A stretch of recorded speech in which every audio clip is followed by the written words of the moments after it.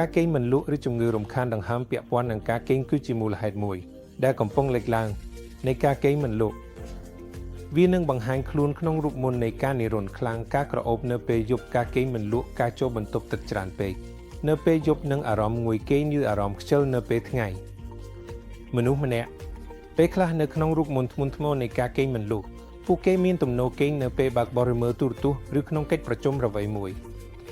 មូលហេតុនៃការកេងមិនលក់គឺដោយសារការរលុងខ្លាំងនៃផ្លូវដង្ហើមខាងលើដែលនាំឲ្យមានការរួមតូចផ្លូវដង្ហើមខាងលើដែលនាំឲ្យខ្វះខ្យល់ចូលទៅក្នុងសួតដែលបណ្ដាលឲ្យខ្វះអុកស៊ីសែនក្នុងការប្រឡូកឈាម